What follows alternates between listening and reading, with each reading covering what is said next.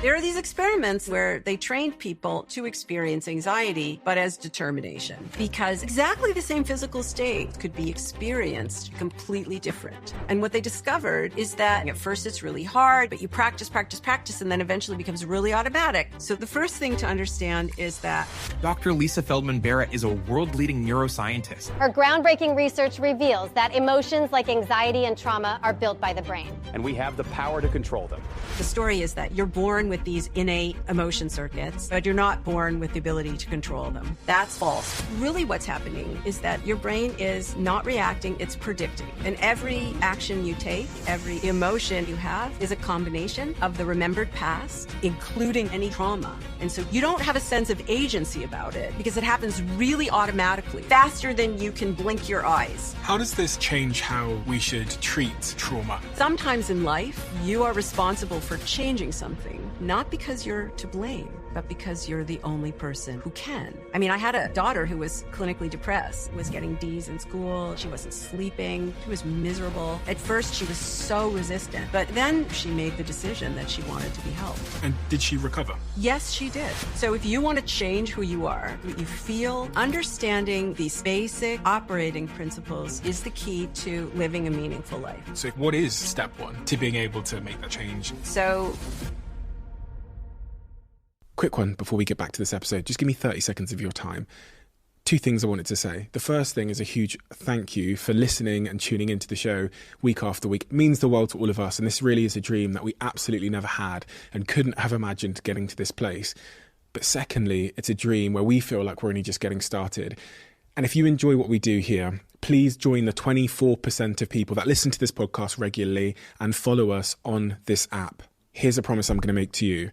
I'm going to do everything in my power to make this show as good as I can now and into the future. We're going to deliver the guests that you want me to speak to, and we're going to continue to keep doing all of the things you love about this show. Thank you. Thank you so much. Back to the episode. Dr. Lisa Feldman Barrett, you have a really remarkable, twisting career journey. It's almost quite difficult to encapsulate in a particular mission or a particular summary of the journey you've been on and the twists and turns you've taken. But if I were to ask you now what mission you're on with the work that you're currently doing, are you able to summarize that? my goal is, as a science communicator, is to try to take really complicated science and present it in a way that people can use.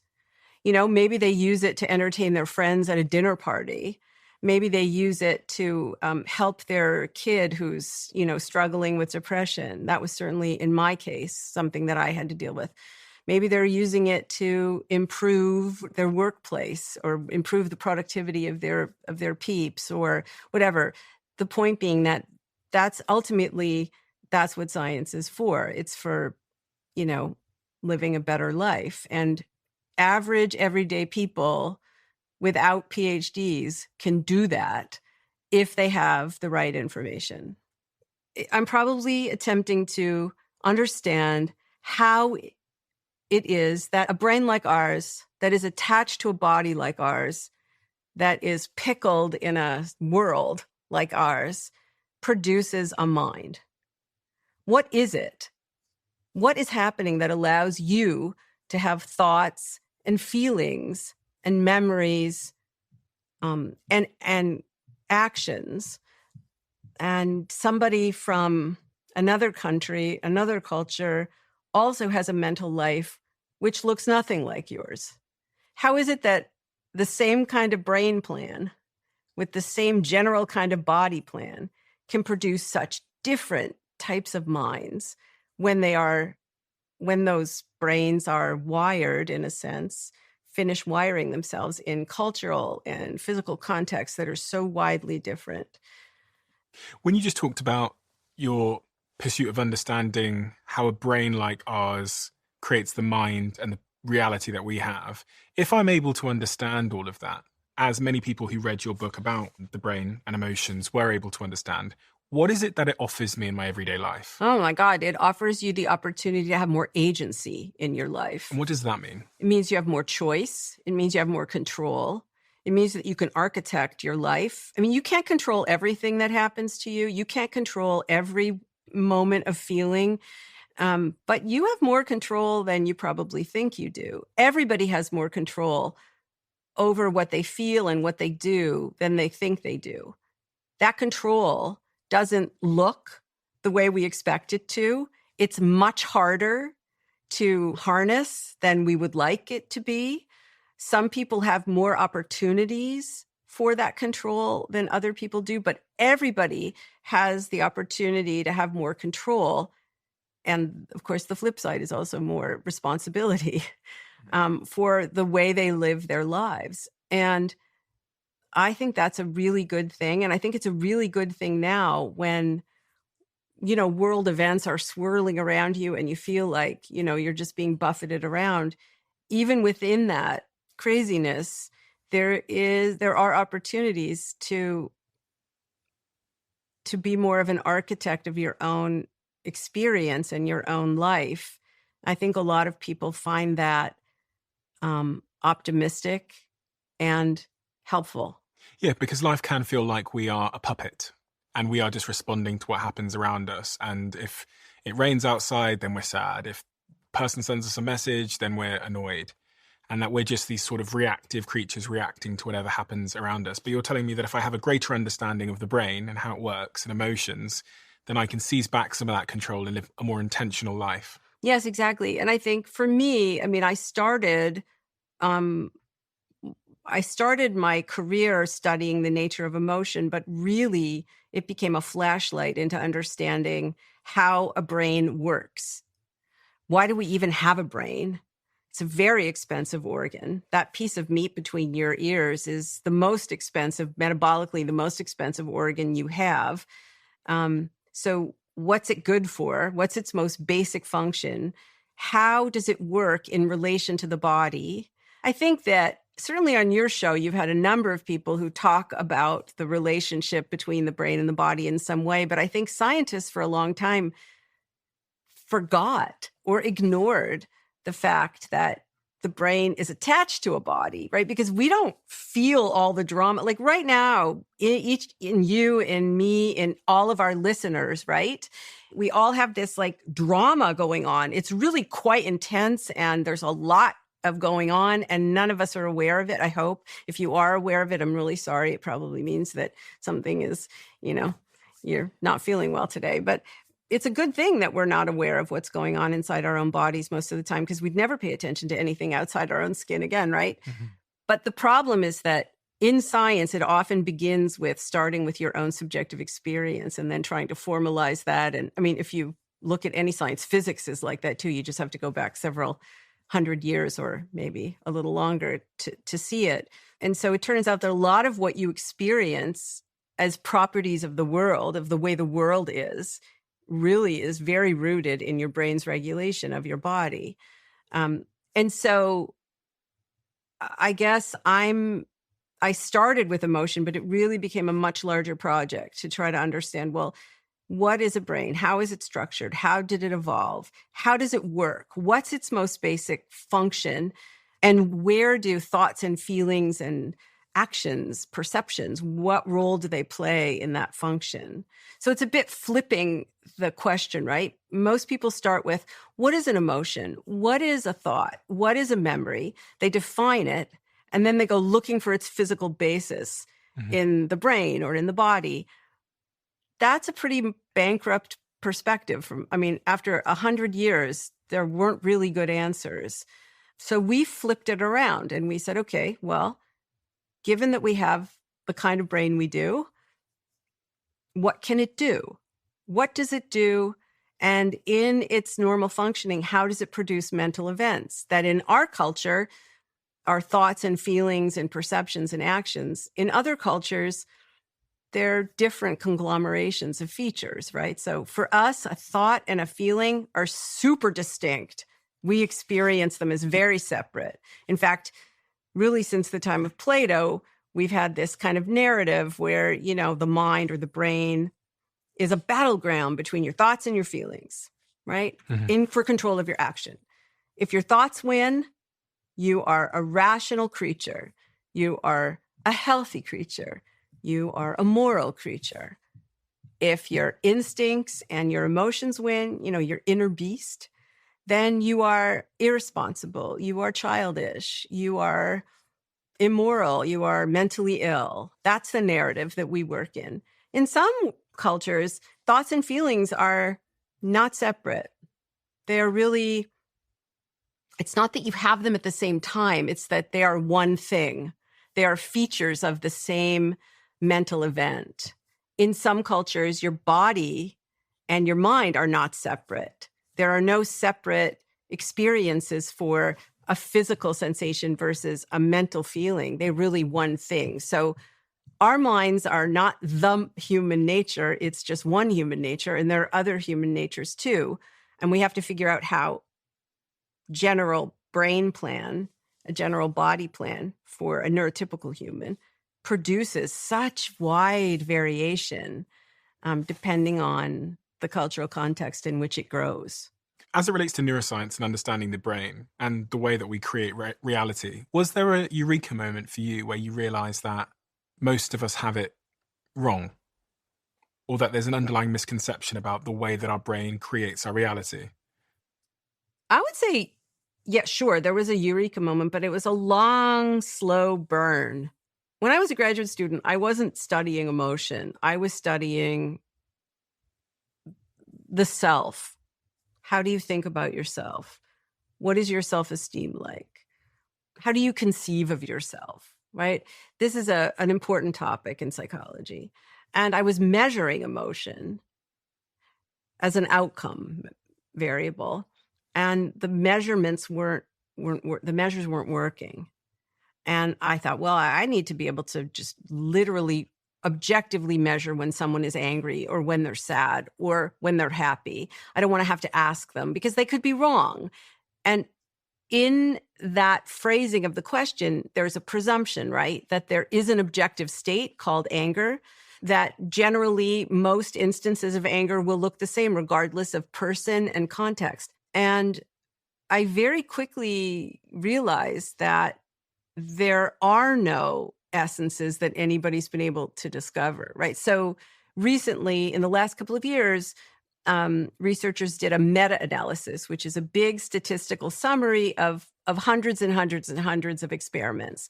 And what they discovered is that, and this is just in urban cultures, right? We're not even talking about remote cultures now.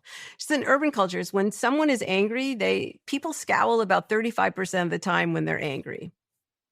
A scowl is like a... Like a scowl, like a, right. Okay. Like, you knit your eyebrows, you frown, right? So it's...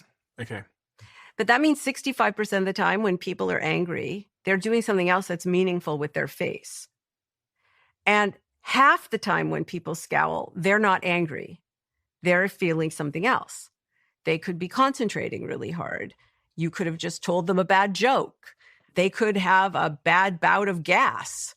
A scowl is not the expression of anger. It is an expression of anger in some contexts, and it's also an expression of other states in other contexts. So what this means is that, there's no really strongly reliable expression for anger that is specific to anger. And the same is true for every other emotion that's ever been studied. It's really clear that you're in anger or sadness or pick an emotion, your heart rate can go up, it can go down, it can stay the same. Your blood pressure can go up, it can go down, it can stay the same. The physiology that is occurring in your body is related to your brain's preparation for particular behaviors. So let's start with that then. So the predictive brain is this idea that I only pretty much know from you. I'd never heard it before. When we say the predictive brain, what does that mean? And what does it not mean? So when you are living your everyday life. Yeah. Like right now. So right now, I'm guessing that I'm saying things to you and you're perceiving what I'm saying and then you're reacting to it. That's how it feels to you, right? Yes. Okay.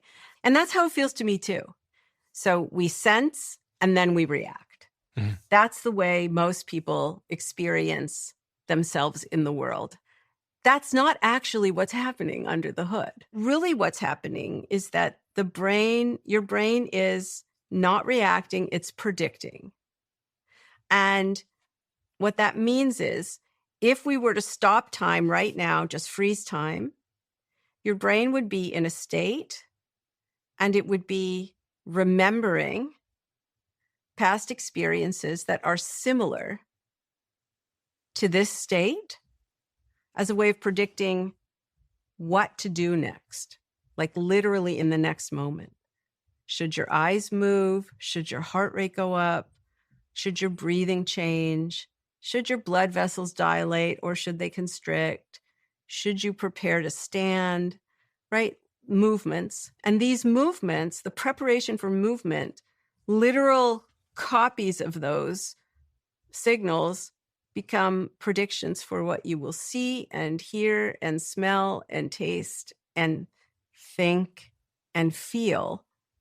So under the hood, your brain is predicting what movements it should engage in next, and as a consequence, what you will experience because of those movements. So you act first and then you sense. You don't sense and then react. You predict action and then you sense. So give me an example which brings this to light of how my brain is predicting and then taking action. Okay. So right now you and I are having a conversation and I'm speaking and you're listening, and what's really happening in your brain is that based on many gazillion repetitions of listening to language, your brain is predicting, literally predicting every single word that will come out of my...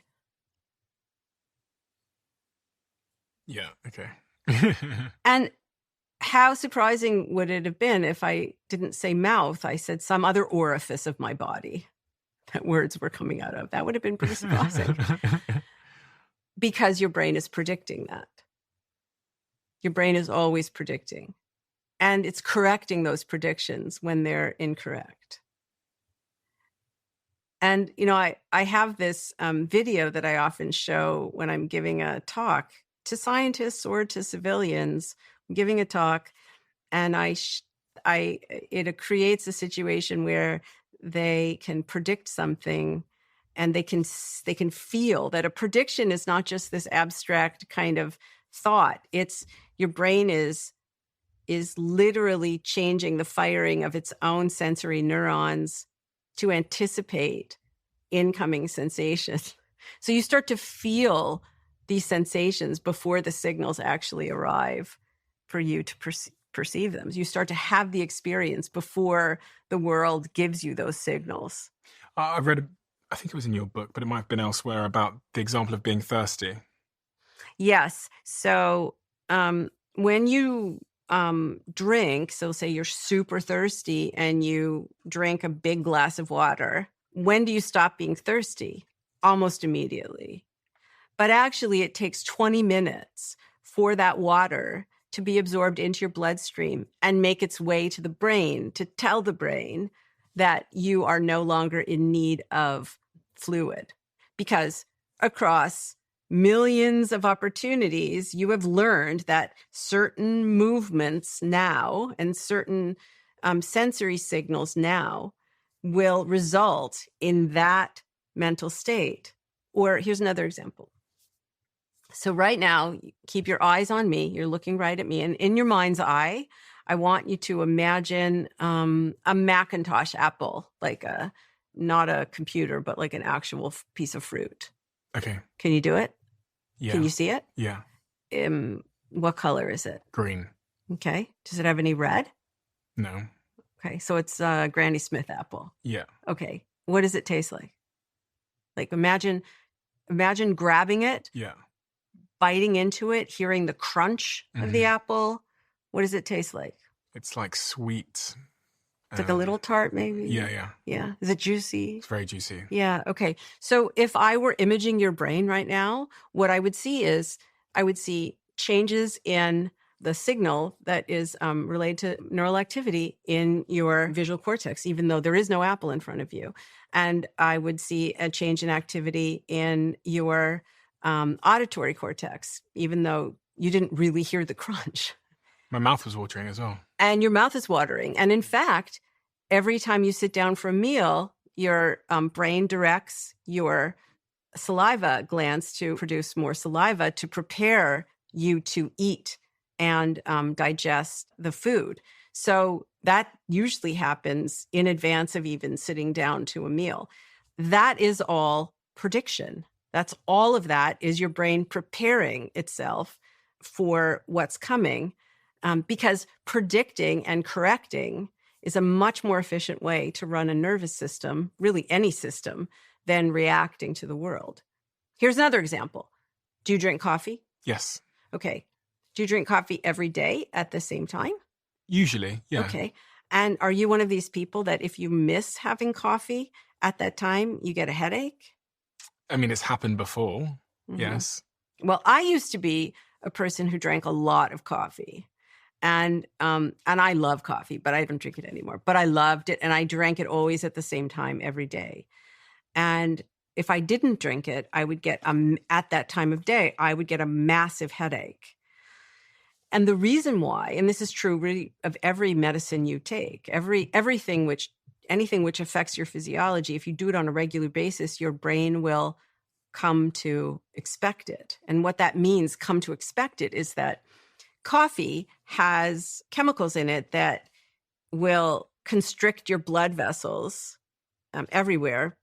But in the brain is attempting to keep the blood flow pretty constant and even.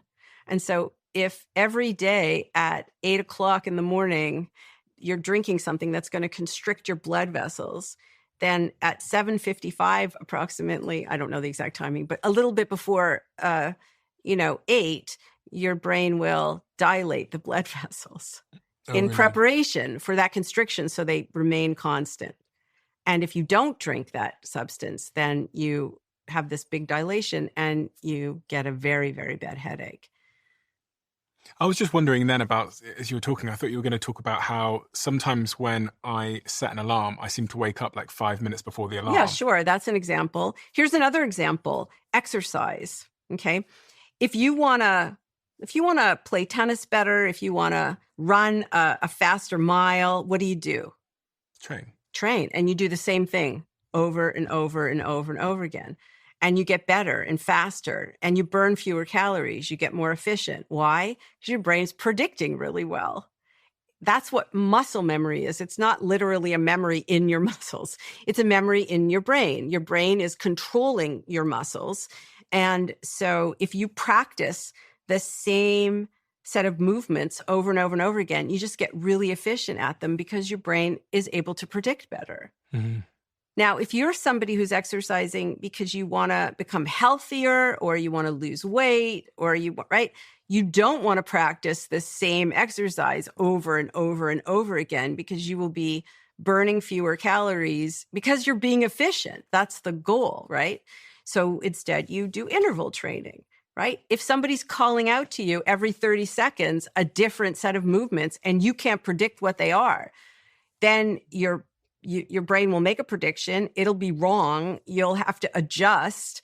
And so you end up burning more calories and you end up throwing yourself out of balance, which we call allostasis. So you become dysregulated and then your brain has to work to get itself back in again. And so that's a different kind of workout. These two different kinds of workouts are completely predicated on the fact that sometimes you want to be able to predict better. Sometimes you want to be able to disrupt yourself and get back into the pocket quickly, right? So basically, you're learning how to take in prediction error, signals you didn't predict, and adjust to them. What does this say about the nature of trauma and other mental health illnesses like depression, anxiety, etc.? Because is this a misfiring of my predictions? I say this because predictions reliant on something happening in the past and forming a pattern, like a pattern recognition system. So if I grew up and there were certain patterns, that are now not the case. So if I grew up and every time a man walked into the room, he hit me. And now when a man walks into the room and I'm 35 years old, I'm getting that same sort of prediction in my brain. So I've got a fear of men, for example. Does this somewhat explain childhood trauma and why it's so hard to shake and why as adults we can sometimes have dysfunctional lives? I would say as a general principle, yes. There are a lot of, the devil is in the details, right? But yeah, sure. So trauma is not something that happens in the world to you. Everything you experience is a combination of the remembered past and the sensory present. So there could be an adverse event that occurs. You're in an earthquake. Someone dies who's close to you. Something bad happens to you. Someone hurts you in some way.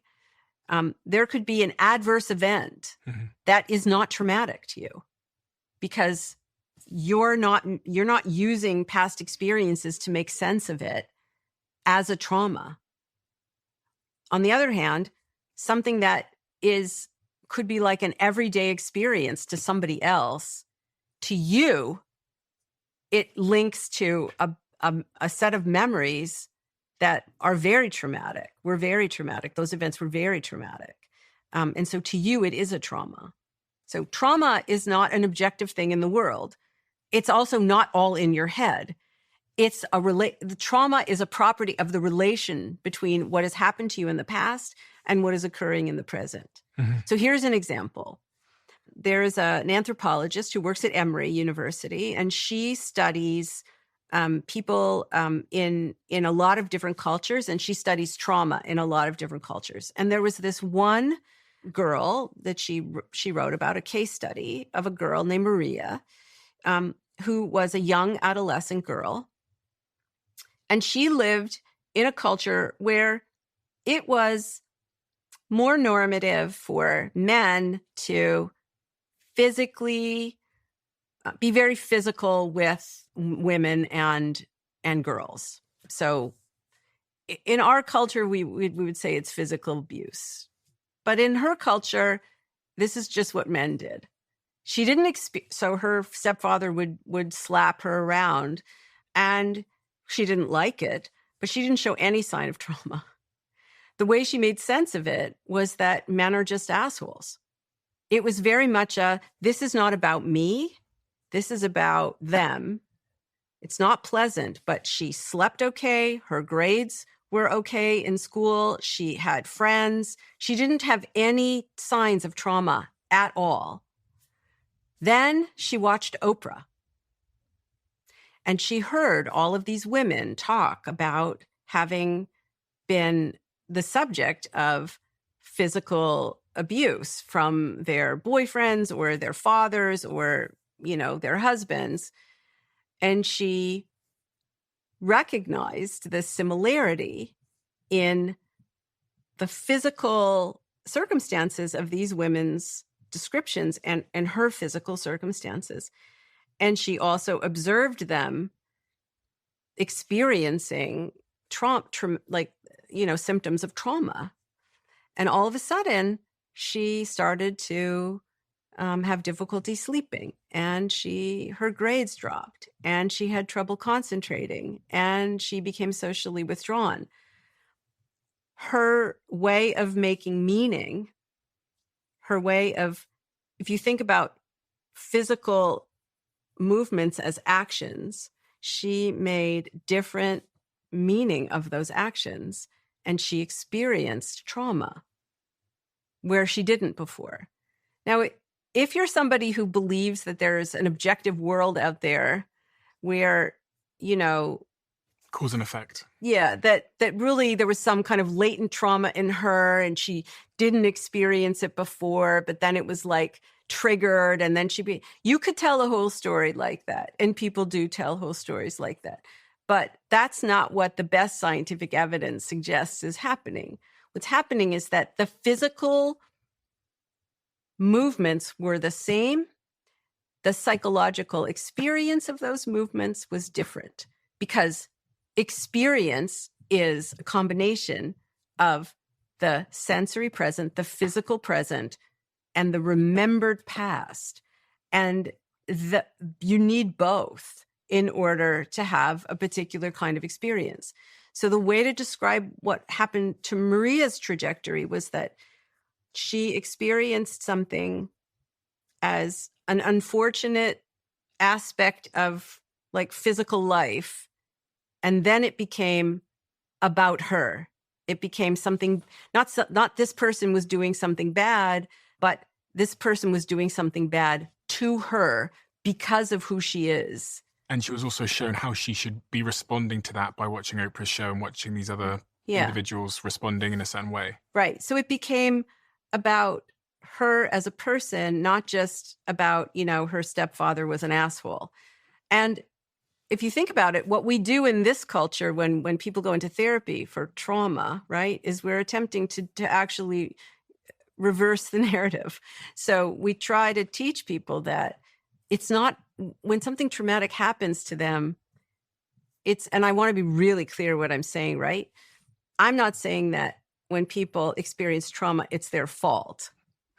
I'm not in any way saying they're culpable for what's happened to them.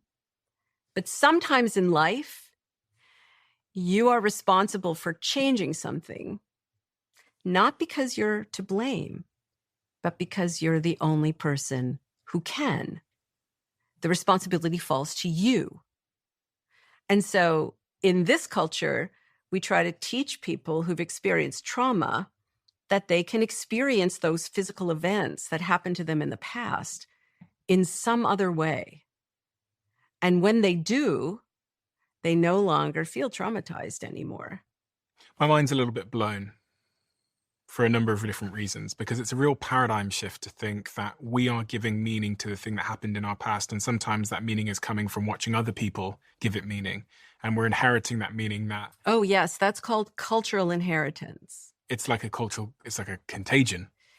So it turns out that, there's one kind of old evolutionary theory, right? This is called the modern synthesis, where inheritance is really your genes. You inherit whatever you inherit by your genes, and then natural selection, chooses some gene patterns and not others, and that's really how inheritance works across generations.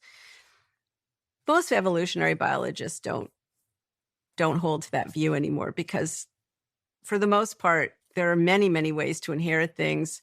And a lot of what we think of as inheritance is really more what's called epigenetic, meaning it doesn't really involve DNA very much. And I would say the way I like to say it is that we have the kinds of nature that requires a nurture. We have the kind of genes that require experience before anything is wired into our brains. And most of our characteristics work that way. Very few characteristics work just by genes alone. What always happens in a neurotypical brain is that you're born with your brain incomplete, right? An adult brain has we say that it's wired to its world. That world includes your own body.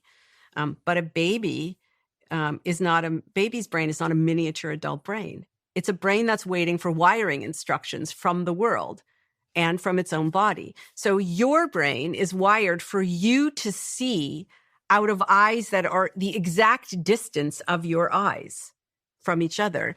If somehow, magically we could transplant your brain into somebody else's skull, you would not be able to see out of that skull. You would not be able to see out of those eyes because they're not in the right place. You hear with ears. Your ability to hear comes from signals that are shaped by the shape of your ear. So your brain is wired to hear out of these ears, not any ears, these ears.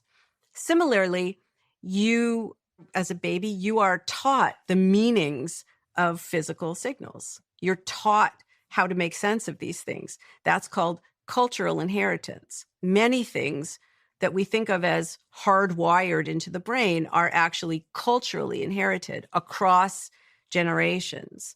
That's how people survive in a particular environment. So like in the 1800s and 1900s, when explorers would go off and they would go off to Antarctica or here or there, and they would very quickly die.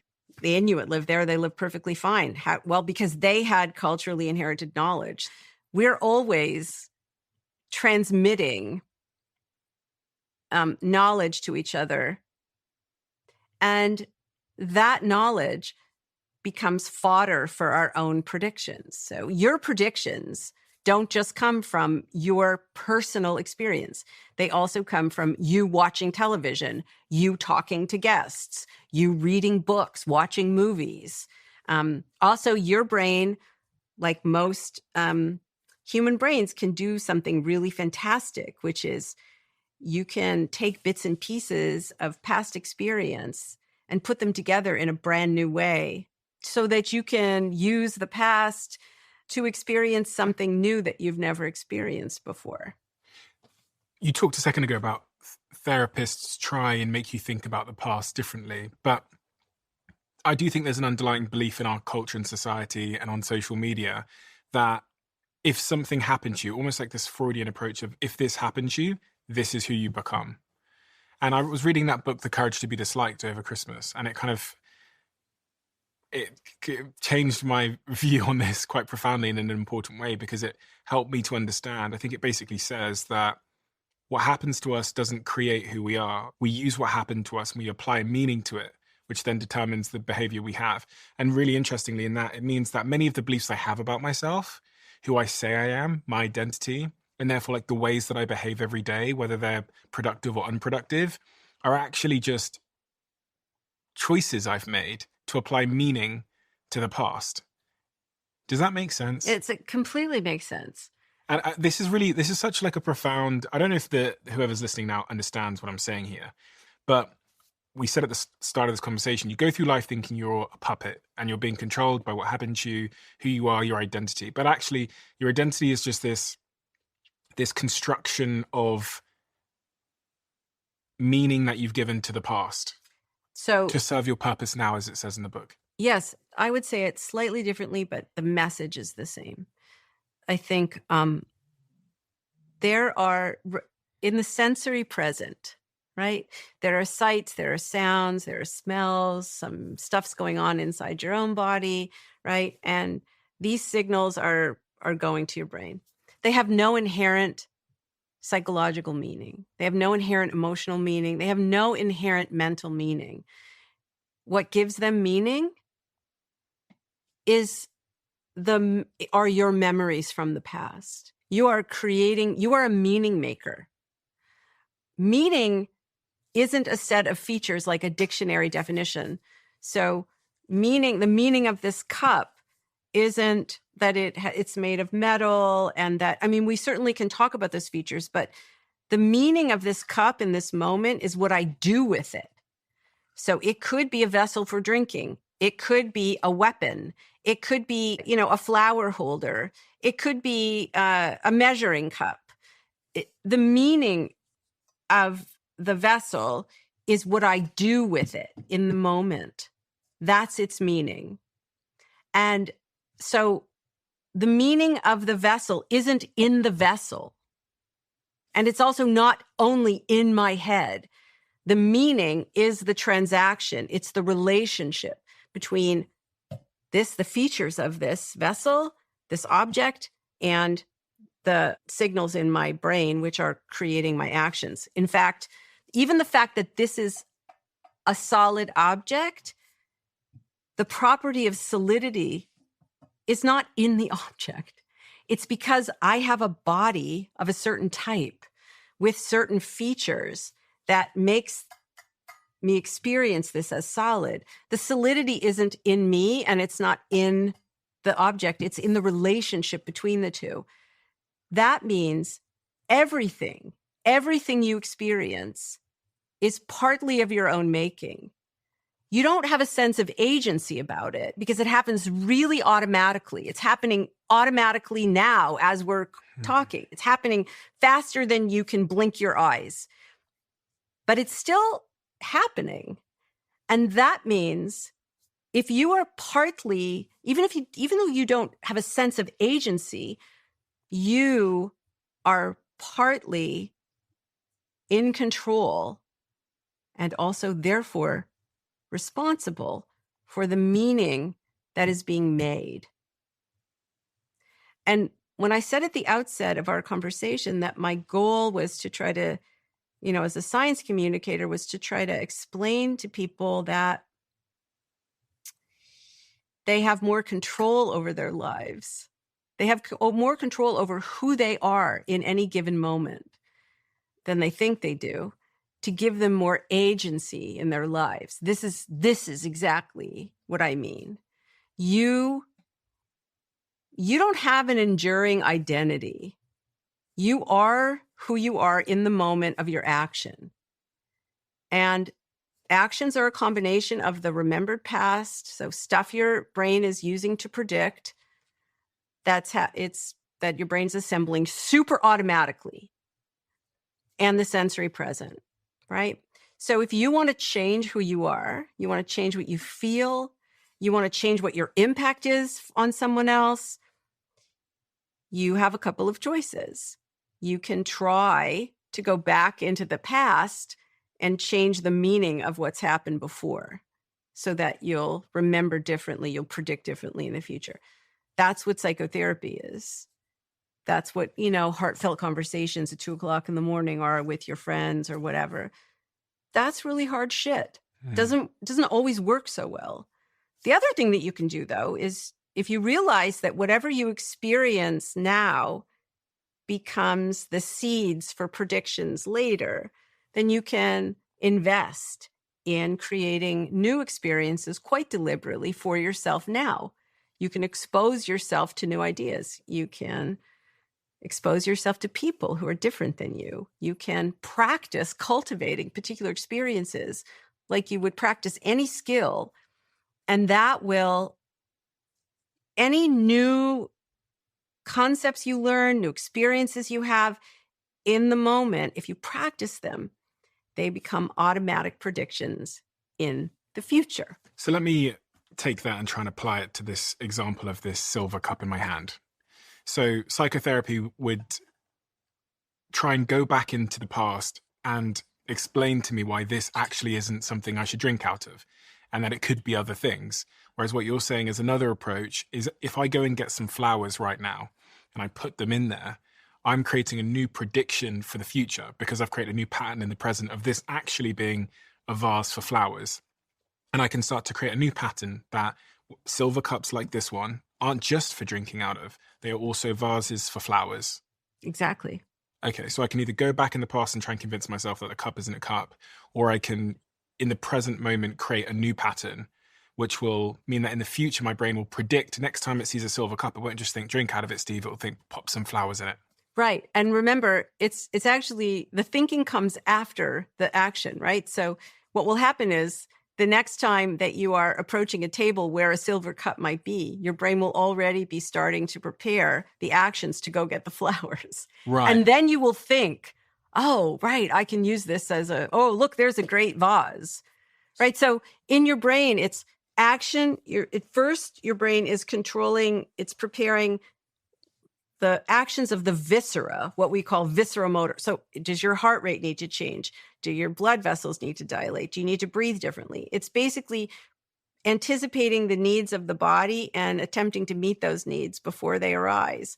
That supports your physical movements, right? So if you're walking over somewhere to pick up some flowers and cut the stems and whatever, those are all physical movements that require glucose and oxygen and shit so all of that has to get prepared in advance, milliseconds before the actions start to be prepared.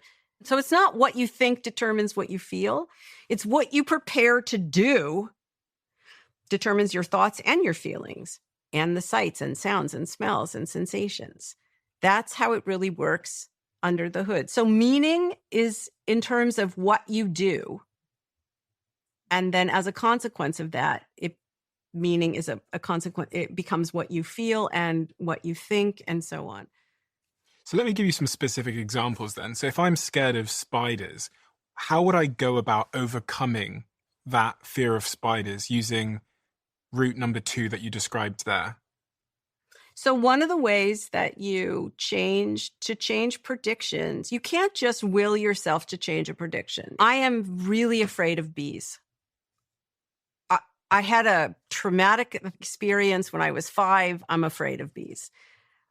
I know a lot about bees. I'm actually a gardener, and I know a lot about the evolutionary biology of bees. But when I am outside, if a bee comes around, my first reaction is to either run or to freeze, right? I'm afraid of bees. I could talk to myself until the cows come home. It won't matter. I can't, right? So what I have to do is dose myself with prediction error, meaning I have to interact with bees in a way that changes my actions, which will change my lived experience. And I can't just do it all at once. It's not like a good idea would not be for me to say, would not have been for me to go to like somebody who has beehives and, put on a suit and go work. I mean, that would be like overwhelming, right? So instead, maybe I don't run. Maybe I stand and watch. Maybe I get closer to a bee. Maybe I plant bushes and flowers that bees like a lot to bring bees to me so that I can sit and just be around them while they're buzzing and doing their thing. Maybe I deliberately let myself get stung at some point, which I did. But, you're dosing yourself with, your brain is making a set of predictions. Those predictions, there are a set of predictions. That means your brain isn't preparing one action, it's preparing multiple actions.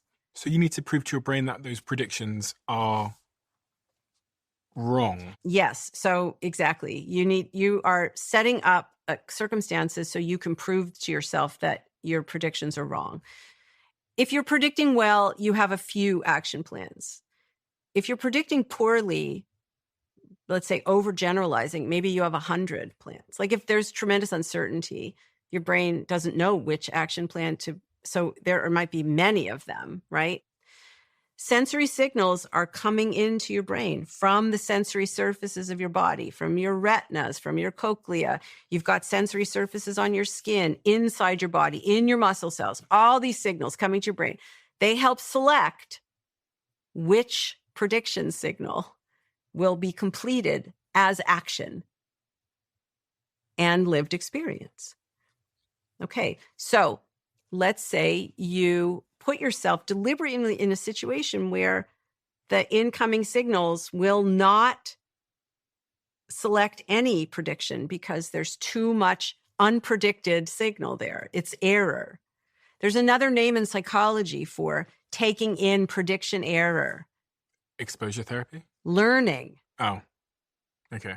Yeah, exposure therapy, which is a kind of learning. Yeah. All learning is you taking in prediction error, signals you didn't predict, or there's no signal that you did predict. You predicted a signal, it's not there.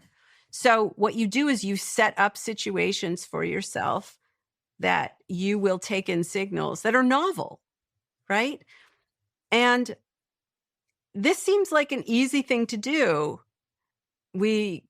People actually sometimes seek novelty, right? But too much novelty it is not necessarily a good thing all the time, particularly if, you're metabolically, it's expensive metabolically to take in prediction error and learn something new. Like the biggest costs that your brain expends energy on are moving your body, learning something new, and dealing with persistent uncertainty.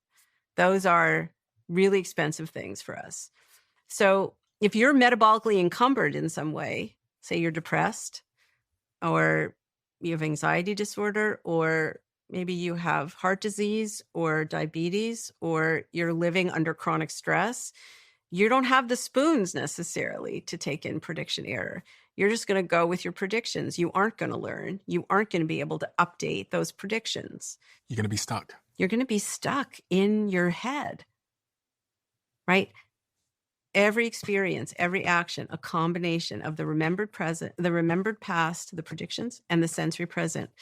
But the sensory present is there just to select which remembered past you're going to act on And sometimes in moments of great metabolic load, the brain just goes with its own predictions and ignores what's out there in the world. I was thinking earlier on as you were speaking about this sort of social contagion where we can apply meaning to our lives and what happened to us, and then consequently make ourselves sad because we see how other people on TikTok or Instagram are feeling. And it made me think that you must think the world is crazy to some degree. You must see social contagion in the world where suddenly everybody becomes traumatized because trauma has become almost popular, to think about what happened to you and create meaning to it and then suffer that meaning. But there's other types of social contagion which are spreading through society. I mean, young people are getting more and more anxious. They're getting more and more depressed. We're self-diagnosing ourselves with different illnesses and different things. But now you've explained to me how the brain works. I'm thinking, gosh, as a society, we are bonkers. Well, we're living out lies.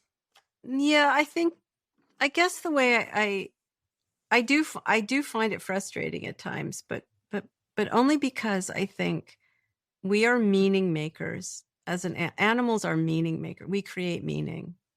We create meaning by virtue of living, like by virtue of interacting with things in the world, by interacting with each other.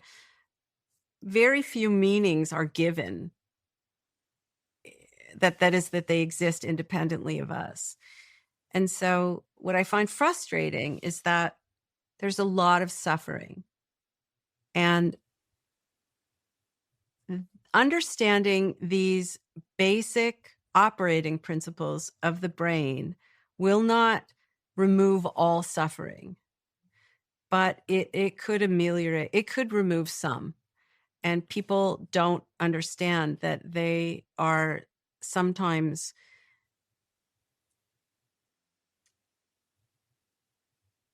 making their suffering worse than it has to be. You paused on the word responsible. Well, I want to be really clear that, again, I'm not saying people are to blame. Culpability and responsibility are not the same thing. Culpability is blame. Are you blameworthy? Right?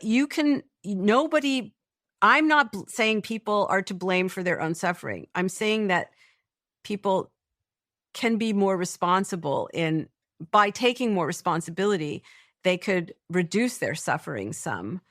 That's not the same thing as saying, that it's their cause to begin with. So I'll give you an example. Social contagion. Contagion is an interesting word. It means that you are infected by something.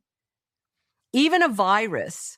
There are these experiments that were done 15, 20 years ago where these are done by Sheldon Cohen, who is a psychoimmunologist, which means he's a psychologist and he studies how immunology, that is your immune system, is related to your psychological state. And so what he did across a number of experiments is he took people and he sequestered them in hotel rooms. And then he took the same dosage, the same concentration of virus, and he put it in every person's nose. And then he controlled how much they slept, how much they ate. He measured their symptoms. He weighed their tissues after they blew their nose. I mean, he did, right? Just really, really, really, really careful metrics. And across these experiments, somewhere between 20 to 40% of people became symptomatic with respiratory disease. That means the virus is necessary, but it is not sufficient to cause illness. Another necessary but not sufficient cause is the state of each person's immune system. Mm-hmm. That is, your brain and your immune system have to be in a particular state in order for you to be infected by a virus in these experiments. So the point that I'm making here is exactly the same about suffering. So let's take anxiety, for example. We in a culture, we automatically make meaning of certain types of signal patterns as anxiety. When there's a lot of uncertainty, there's an increase in norepinephrine and some chemicals in the brain. That often goes with an increase in heart rate and so on. And we automatically make meaning of this physical state as anxiety. But exactly the same physical state could be determination. It could be just pure uncertainty. Again, meaning making is about action, right? So when you are experiencing high arousal, even if it's super unpleasant as determination, you do something different than if you experience it as anxiety or uncertainty. So here's an example. There are people who experience test anxiety. Really serious test anxiety prevents people from finishing courses or graduating from college. People who graduate from college have a lifetime trajectory of earning that is hundreds of thousands of dollars more often than somebody who drops out of college. So test anxiety, over the long run, it's more than just a bit of discomfort. You know, it has serious implications for your earning potential across your life. Mm-hmm.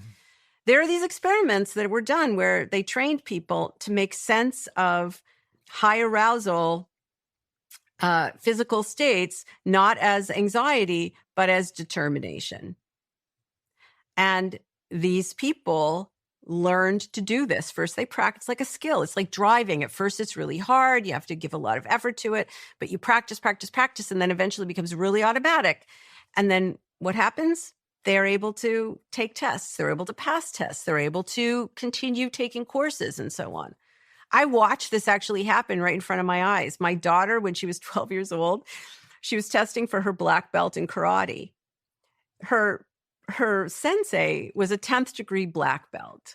This guy, a 10th degree black belt is the highest you could be. This guy could break a board like by looking at it. He was a scary, scary dude. And my daughter was like not even 5 feet tall when she was 12. And she's this tiny little thing. And she's got to spar with like these hulking, like 15, 16, 18-year-old boys. She's got to actually spar with them. And so, you know, and this is across several days. She's got to do this really. And so I'm sitting there, her dad and me were sitting there, we're watching her.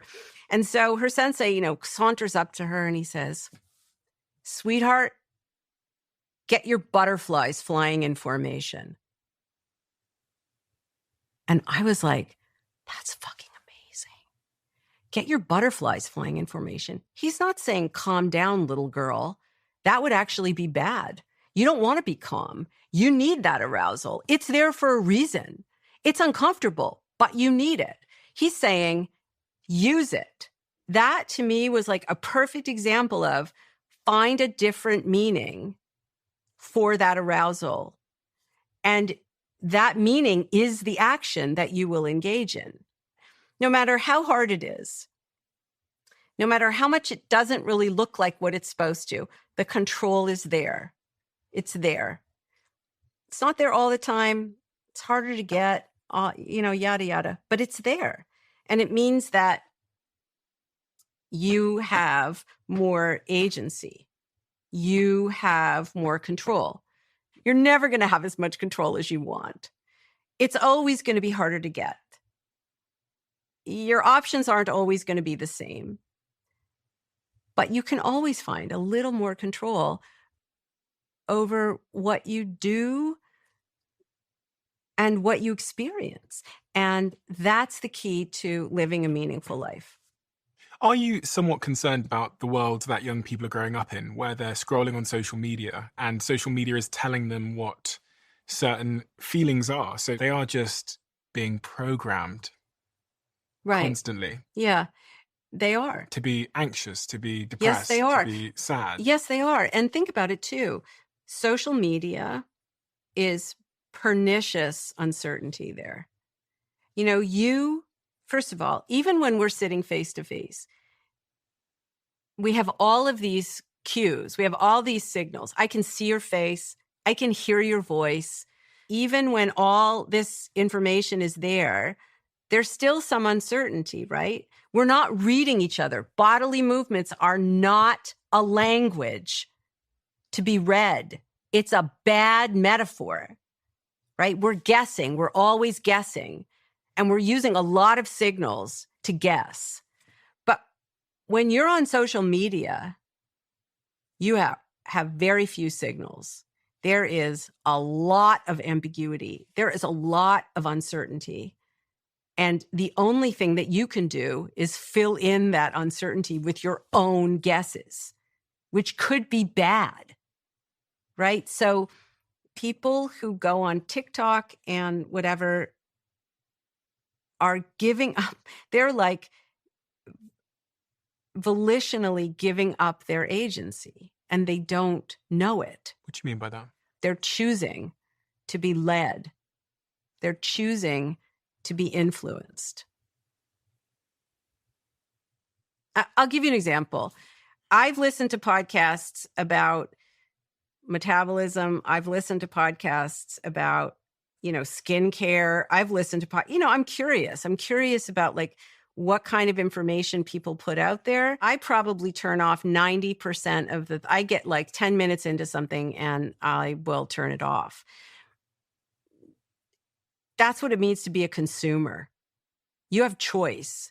I think people they don't realize that by virtue of what they do and what they don't do, they are making choices about what will be retained in their heads that will then be used automatically later. Brainwashing. A little bit, except that you're the one you're choosing it. I'm empathic and I'm not blaming people, but things could be better for them, I mean, I had a daughter who was clinically depressed. That was one of the most frustrating experiences I've ever had in my life, in addition to being really tragic. I mean, I can talk about it now without breaking into tears. That took a long time. But at first, she was so resistant. Eventually, she made the decision that she wanted to be helped. And then we completely changed her life. But she had to make that decision. I couldn't force her to do it. And I feel like a little bit, it's the same kind of situation now where there's so much bullshit out there in the wellness industry. There's so much, swirling around on TikTok and on other areas of social media. And not all of it is useful. And some of it's really harmful. Do you mind if I pause this conversation for a moment? I want to talk about our show sponsor today, which is Shopify. I've always believed that the biggest cost in business isn't failure. It's the time you waste trying to make decisions. Time spent hesitating, overthinking, or waiting for the right moment. When I started my first company at 20 years old, I had no experience and no money. What I did have was an idea and the willingness to move fast, and that made all the difference. If you've been thinking about starting your own business, Shopify makes this entire process so much easier. With thousands of customizable templates, you don't need coding or design skills. You just need a willingness to start. Shopify connects all your sales channels from your website to social media, and it handles the back-end payments, shipping, and taxes too, so that you can stay focused on moving forward and growing your business. If you're ready to start, visit shopify.com/Bartlett and sign up for a £1 per month trial period. That's shopify.com/Bartlett. The advantage you have as a objective onlooker is you have a huge amount of information and knowledge, which is guiding you to make better decisions. But a lot of people don't have that information and knowledge. In fact, they have counter information and knowledge. So when I think about what it takes for someone to make a change in their life, whether it was your daughter or whether it's someone else who feels like they're stuck and they feel like they're trapped in an algorithm or trapped in a life that they want to break out of, based on everything you know and based on the experience you had with your daughter, what is step one to being able to make that change? Because I'm really curious as to what it was about your daughter that made her decide that she wanted the help. Well, I think that the general answer is baby steps. It rarely works to completely change everything all at once. I'm not saying it never works, but it rarely works that way. So, for example, you could deliberately get off social media for one day a week, or do something else instead with a friend, or go for a walk, or just and build it into your day as a scheduled thing. So that's the other thing, is that you can't do things because you want to do them. You have to force yourself to do them. So, for example, I had major back surgery, very serious. And I knew that after I had back surgery that I was going to experience sensations I had never had before. Just like, if you go for a filling in your tooth, right? And then, something's there that wasn't there before. And then your tongue is like constantly poking at the tooth and you're not supposed to, but you do anyways, because your brain is foraging for information. It's foraging for prediction error. Mm-hmm. And then eventually it adjusts its predictions and then it ignores the sensations because they're not relevant, right? So that was going to happen on a massive scale for me. And I knew that. I had made a plan before surgery to dose myself appropriately with prediction error so that I would not develop chronic pain. Because chronic pain is like a set of bad predictions that don't update, right? So your brain still believes that there's tissue damage in your body when there's no more tissue damage. So does that mean that pain often is just a figment of your imagination? No, that's the wrong way. That is the wrong way to think about it. The way to think about it is every experience, remembered past and sensory present. So pain is in your head. Vision is in your head. Mm-hmm. Hearing is in your head. You don't hear in your ears. You hear in your head, in your brain. You don't see in your eyes. You need your eyes. You need your ears. But you don't see in your eyes. You see in your brain. So pain is a combination of just like vision is a combination of the remembered past and the sensory present. Okay, so it's both. So chronic pain happens when your brain was receiving signals from the body that there was tissue damage, nociceptive signals they're called, and it was making sense of them as pain. And when you're recovering from an illness, that's metabolically taxing. So there's not as much there's not as much of your metabolic budget devoted to learning. So you can be in a situation where your brain doesn't update itself and you still experience pain, even though the tissue damage is no longer there. Mm-hmm. It's just like seeing a green apple in your mind's eye when there is no apple in front of you. It's not all in your head in the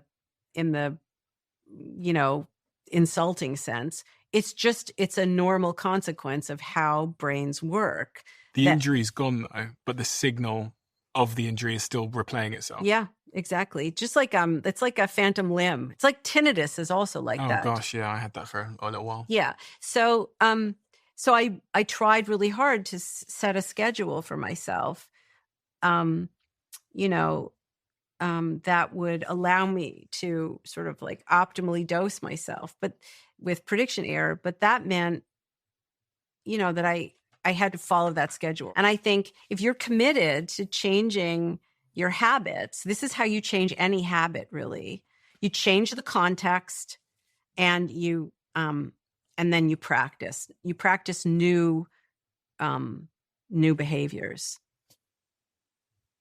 So with my daughter, depression, we think about depression in our lab as, let me back up and say, your brain's most important job really is not thinking, it's not feeling, it's not even seeing, it's regulating your body. It's regulating your metabolism, basically. That's your brain's most important job. Your brain's most important job is anticipating the needs of your body and preparing to meet those needs before they arise. The metaphor that we use for this predictive regulation of the body, which is the formal term is called allostasis, that's the scientific concept, but the metaphor is body budgeting. It's running a budget for your body. Your brain is running a budget for your body. It's not budgeting money. It's budgeting salt and glucose and oxygen and potassium and like all of the nutrients and chemicals that are necessary to and run an energetically costly body. You've got all these really low level kind of processes. You can just think of them as vital parts of to keep yourself alive. Mhm. So some of your energy budget goes to that. Some of your energy budget goes to repair and growth. So if you get taller, you need more cells. When you learn something, you have to thicken up your myelin and your neurons. You've got to grow more receptors and stuff. That's, the kind of growth and repair. And then the rest of it is all for anything effortful. What is effortful? Like work or going to the gym. Dragging your ass out of bed in the morning is effortful. Yeah. Learning something new is effortful. Dealing with uncertainty is effortful. Everything we call stress. Stress is just really your brain is predicting a big metabolic outlay because there's some effort involved, right? Some motivated effort involved. So those are the three things that make up your energy budget. And the really important point, you as an organism have a fixed amount of energy that you can produce in a day. Meaning ATP, like these little chemicals, these little protein things that, your cells use as literal energy that come from glucose and other things like fats. And so there's nothing I can do to increase it? Well, you're in a range. Okay. But there is a finite limit, upper limit for that range because you're a human organism and you've got to do these three things, these vital functions, growth and repair, and then everything else. If you've got a lot of psychosocial stress going on, or you have some kind of disease that's taking up, much of the budget, then you don't have a lot of budget left for other stuff that you need to do, right? So what your brain will attempt to do is to cut costs.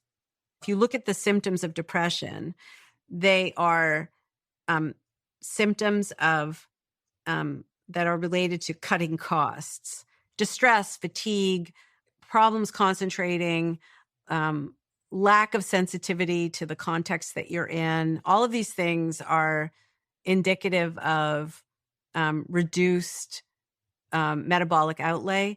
And then depression also has symptoms that are related to increased costs, like 70% of people who are depressed have inflammatory problems. So they have enhanced inflammatory systemic inflammation, and your immune system is a very expensive system to run. So if you have persistent and systemic inflammation, that's like a persistent tax on your budget. Meaning things are costing more than they necessarily need to. And even, there are these really interesting studies. I think they're interesting as a scientist, as a person. I find them slightly horrifying. But, if you, within 2 hours of eating a meal, if you encounter stress, social stress, it's as if you ate 104 more calories than you actually ate. So you're so inefficient in metabolizing that it's like having eaten 104 more calories than you did. And your even good fats will be metabolized as if they're bad fats and potentially stored as subcutaneous So fat. if you add up 104 calories at every meal for a year, that's almost 11 pounds. That means that if you are in a stressful environment and for a year and you eat exactly the same thing as you ate the year before, you would gain 11 pounds. In depression, we know, for example, that there's cortisol dysregulation in depression. That means there's dysregulation in metabolism because cortisol is a metabolic, it's a metabolic chemical. People who take SSRIs, they take for depression, antidepressants are SSRIs usually, or SNRIs. That means they are acting on serotonin to keep more serotonin in the juncture between neurons. Serotonin is a metabolic regulator. Norepinephrine is a metabolic regulator. These are chemicals that are directly involved in your metabolism. So it's not a belief that depression has a metabolic basis to it. I think the question is, what is the elixir of all these metabolic influences that would lead somebody to develop a depressive state? But the simple point that I was making is I actually came to this idea about metabolism and depression because I was doing a shit ton of reading, trying to figure out how to help my kid. What were her symptoms at that time? Just if there are any parents listening right now that can relate, or anybody that's listening that can relate. Yeah. Well, I will tell you that I've given this talk before about depression in adolescence. Adolescence is it's like a perfect storm of metabolic vulnerability for many, many reasons. You know, your brain is trapped in a dark, silent box called your skull. It's receiving signals from the body and from the world. It doesn't know what the causes of those signals are. It's receiving the effects. It has to guess at the causes. What are the guesses? Predictions from the past, right? So it doesn't know about hormone surges immediately as they happen. It takes 20 minutes or so, or sometimes a little less, depending on where the hormonal changes are and what their origin is, for the brain to receive the signals of those changes. And then it has to guess at what the causes are. The narrative that's used in psychiatry and medicine is a narrative that goes something like this. It goes back to this, like, your brain is a battleground, right? So the idea is that, you're born, the story is that you're born with these innate emotion circuits. You don't have innate emotion circuits. You don't have any emotion circuits, actually. But the narrative is you're born with these innate emotion circuits. They work, but you're not born with the ability to control them. That has to develop over time. So in adolescence, the idea is that mood disorders arise because you don't have enough cognitive control and you have too much emotion. So you've got this unbridled emotion, and that's the problem.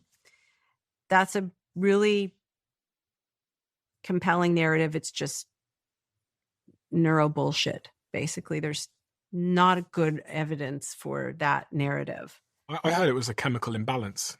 Yes. Well, sometimes people talk about that chemical imbalance in terms of serotonin being a happy chemical and dopamine being the reward chemical. And that's also, that's such a simplification that it's not even wrong. Okay. Dopamine is not a reward chemical and serotonin is not a happiness chemical. They're both metabolic regulators. You see increases in dopamine in some neurons during episodes of punishment.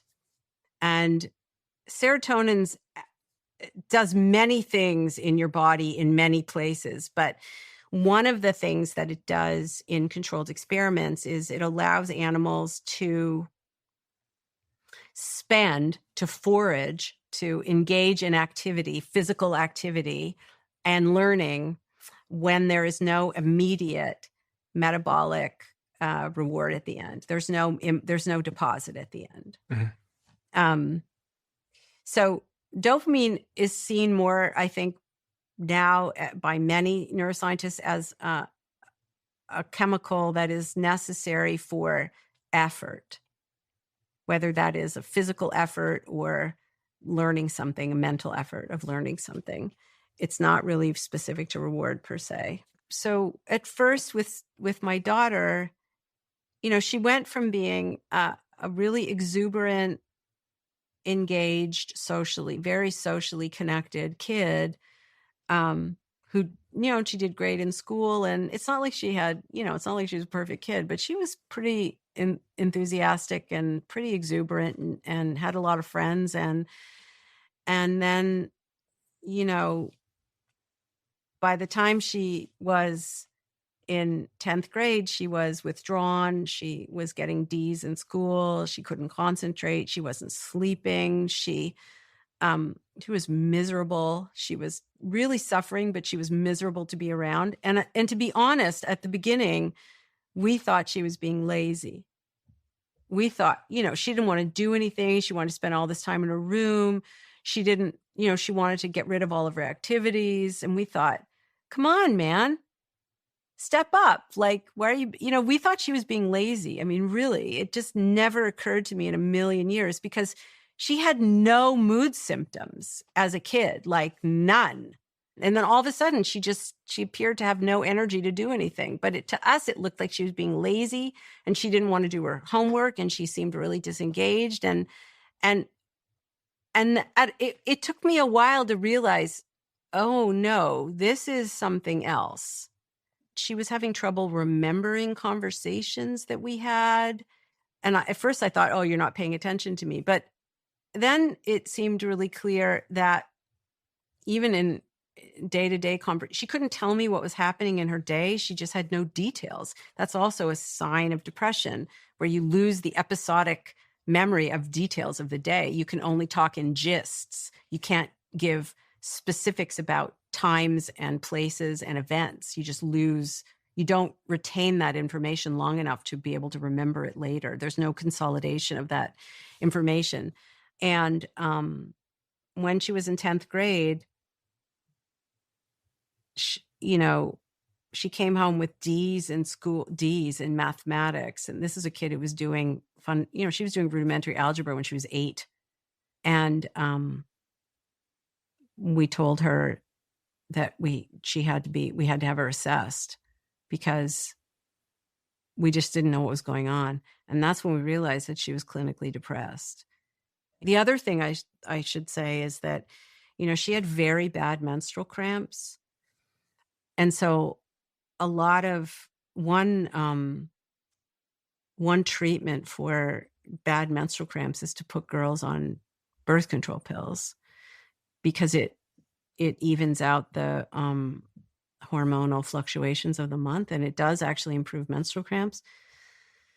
But it's pretty well known now, it wasn't so much known then, that there is somewhere between a 40 and 70% increase in the likelihood of major depressive episode in young women who use birth control pills. If it's a combination estrogen progesterone pill, it's more like 40%. If it's a progesterone only pill, which a lot of young women take because it has fewer side effects, you have a 70% increase in major depressive episode. And this is in this first study that I read about this was in 1 million women. And when I read that study, I remember exactly where I was. It was like a flashbulb moment. I read the study. I called her pediatrician, my daughter's pediatrician, and I said, she's coming off pill today.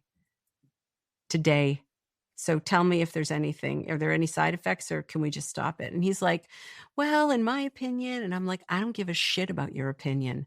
I have just read a study that is it's a large scale epidemiological study of 1 million women today.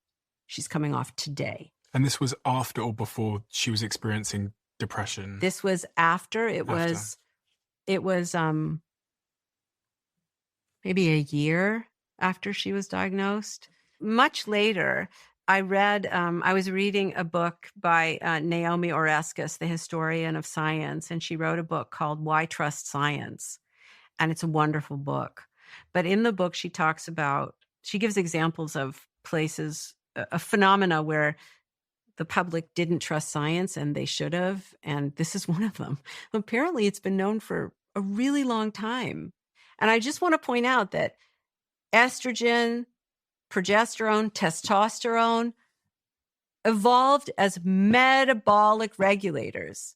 I'm highlighting it because in a culture that separates mental from physical, we don't think about the role of metabolism in vision or even in mood.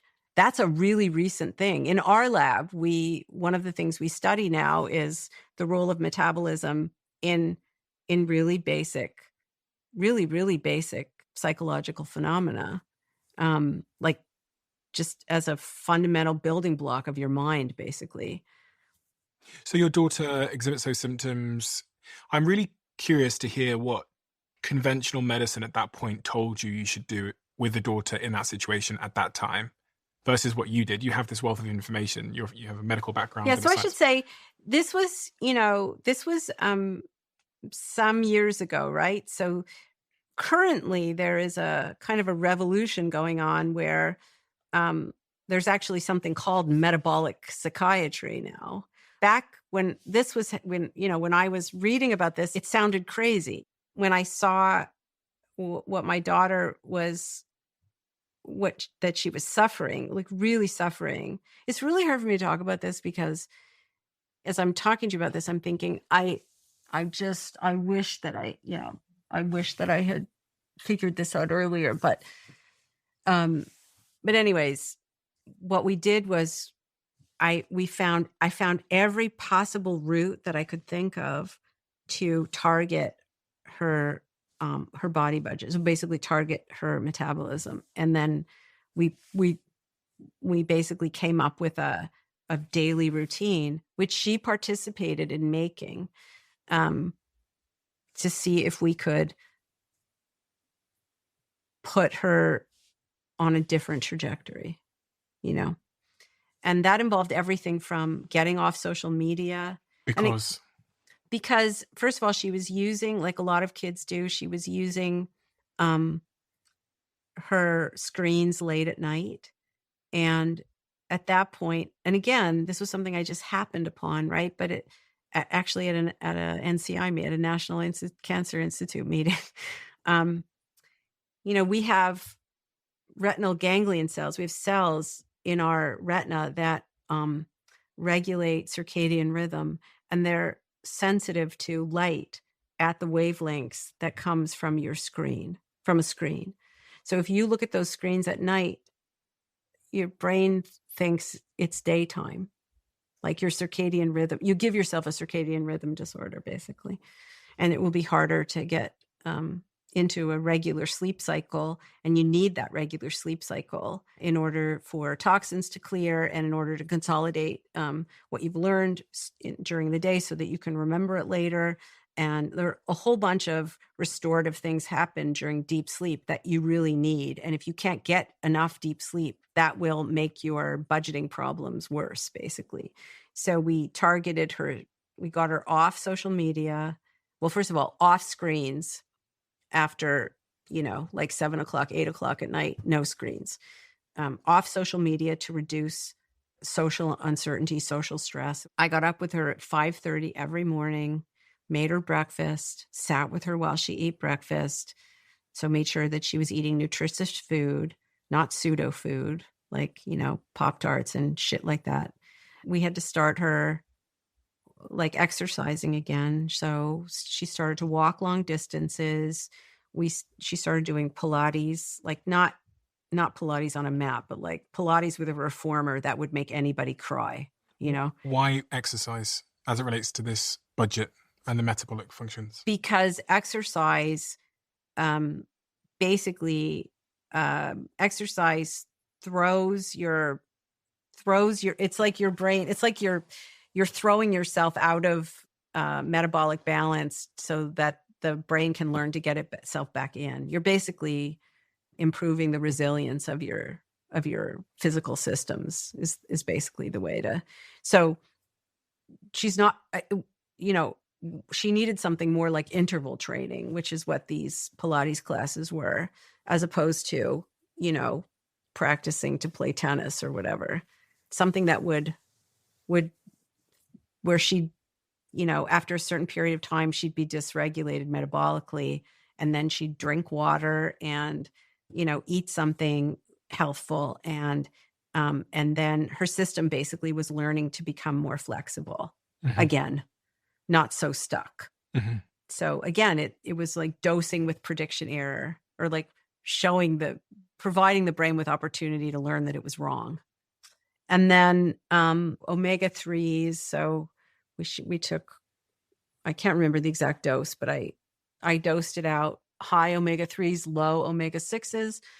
With her doctor's permission, we also used a baby aspirin once a day on a full stomach to reduce systemic inflammation. Before bed, we had always done like a cuddle, like when she was little, we would read a story or whatever. And in her early adolescent years, she rejected that. And then we brought it back. So an hour before bed, we would, either me or her dad, sometimes all three of us, we would read a book together, or, he would read a book to us, or we would sit and talk, and she would tell me, all the things that were happening at school that she could remember. And sometimes they were really horrible. And I just had to empathize. That was really hard for me because I just wanted to fix it. And it was really, I had to really draw on my own experience as a therapist to just sit with the distress and empathize rather than say, do this, do this, do this, do this. It took me a long time to learn that, and I'm still sometimes struggling with that. Why was that important? Because then she feels heard and she feels understood. And it took me a long time to learn this. When she would tell me that, someone had done something terribly mean, if I did anything other than empathize, she would feel like I hadn't heard her. And social support is a major, we are the caretakers of each other's nervous systems. Humans are social animals. It's hard to believe, I think, in a culture like ours where we're so individualistic, right? And it seems like a political statement or something. It doesn't really matter what your political views are. We evolve the way we evolve, man. We are social animals. We affect each other metabolically. We can add savings and we can add taxes. And, the best thing for a human nervous system is another human. The worst thing for a human nervous system is another human. The wrong one. There are so many experiments showing I just saw a set of experiments from one of my former postdocs that was just amazing, where she looked at glucose metabolism in mothers and babies. And I think she also did it in dating partners, if I'm not mistaken. And she looked at them alone and then together, like alone during a task and then together during a task. And mothers and babies that are attached well, their glucose metabolism is more efficient, like literally more efficient. And I believe she also showed this with dating partners too. There are these old studies showing that, it's like less calorically demanding to walk up a hill with a backpack if you're with a friend than if you're with a stranger. And there's all these really batshit crazy findings but if you realize that humans are literally affecting each other on a physical basis, whether they're aware of it or not, whether they intend it or not, is completely irrelevant, or it's unnecessary, I would say, to have that effect, to have the effects be there. Then it starts to make sense. Like the idea that, and again, meta-analyses show that you will live years longer, on average, years longer, if you have a social life filled with people who you trust and who trust you. So is that why you got the family around just before bed? Because it was regulating her nervous system, her body? Yeah. Sometimes she still says this to me, actually. She'll say, "Can you just be my friend for a minute and not my mother?" I'll be like, "Yes, I can." And then I actually have to do it, which is sometimes hard. Or I will say to her, this is for parents, anybody who has an adolescent or an adult child, this is like one of my, I don't know how I came up with this, but it's like golden, right? I say to her, I'm having a mother moment where I feel the need to nag you about something. And if I can just nag you for a minute about it, I won't need to tell you again. So I'm basically asking her permission. Can I tell you this thing, which I really want to tell you? And I know you don't want to hear it, but you would be doing me a real kindness if you would just listen to me for a minute. And I know it's me. It's all me. It's not you. It's all on me. This is me. But it would be better if you could just let me. And most of the time she says, with great forbearance, right? Like, "Sure, Mama, go ahead." Sometimes she says, "Not today." And then I actually have to listen, you know? Oh, so funny. So, yeah. But there were probably other things I'm not thinking of right now. I've written them all down because a lot of people have asked me this question. And what I like to say is, I'm not a physician.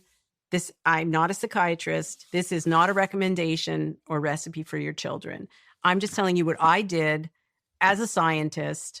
And you wrote down what you did. You still have a copy of that, so I can link it below for anyone that does want to read what you did. Yes, but it's what you did for your daughter at that time. Yeah, just as a person who had read the literature, this is not medical advice. I'm really strongly, and also I should say, you can't force your adolescent to do anything. You can't even force your kids really to do anything unless you threaten them with physical harm. They have to make that choice themselves, right? And did she recover? Yes, she did. And I think one of the reasons why she is good now, it's not that she never has challenges with her mood, but she understands them in physical terms. She doesn't understand her mood as being a psychological problem. She understands it as a symptom or a barometer of her body budget. This is something I learned from your work while I was researching, which was really, really helpful to me. And it's pretty much exactly what you just said, which is sometimes I'm in a not so good mood. And if I'm not conscious about that, then the bad mood can wreak havoc, right? I can be short with people or whatever. And when I was reading your work and thinking about bad or good moods through the context of this body budget, it makes you pause for a second and go, what am I missing? And it makes you very conscious of what you then do. It almost makes you suddenly take hold of the wheel and go, okay, so there's a problem here. It's a physical problem. I didn't get sleep last night. I haven't eaten, whatever it might be. Be really aware of what this makes you do or feel or think, and the actions you need to take are maybe cancel everything you were planning today and go back to bed. Well, but I think that you just put your finger on the really important thing. It's that it changes what you do next. Yeah. And that changes the trajectory of what happens. And I think this is really, it's not like a magic cure, but and again, but when someone is, when you feel really distressed, you either look to the world, like what is wrong with the world, or you look to yourself, what is wrong with me? And really it could be, maybe there is something wrong with the world. Maybe there is something wrong with you, but most likely there's a body budgeting problem.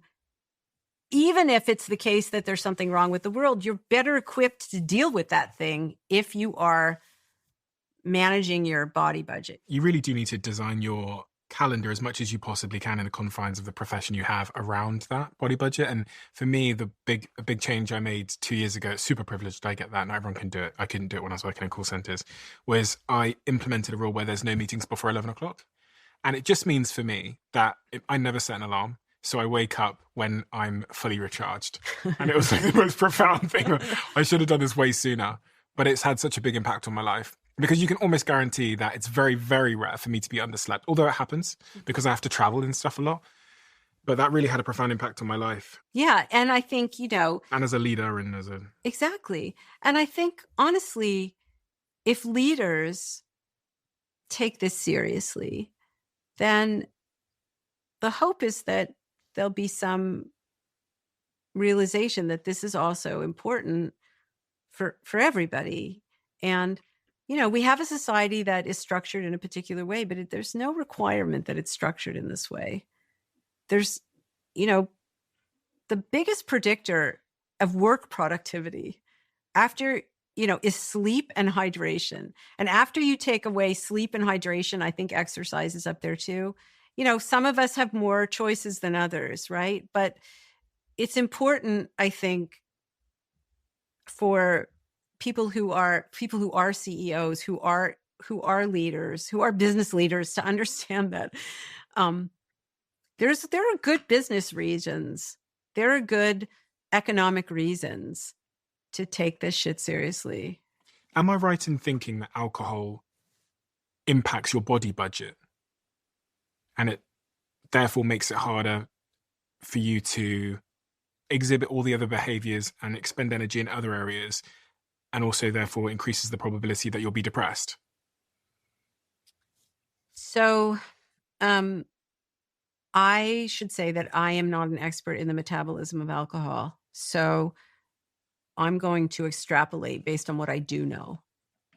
And what I would say there is that sometimes people will drink alcohol like they will eat chocolate, or, they're doing it for the taste or for the experience of, the ambiance and experience of it, right? But a lot of people end up using alcohol. They might start that way, or they might start because they're doing something with friends, but then they realize that it has a mood, it affects their mood. Anything which affects your mood, like people talk a lot about emotion regulation, but it's actually mood regulation. Again, your mood is these simple feelings that are with you all the time. Your brain is always regulating your body. Your body is always sending signals back to your brain, out of which it makes mood. Mm-hmm. So mood is a property of consciousness. It's with you always.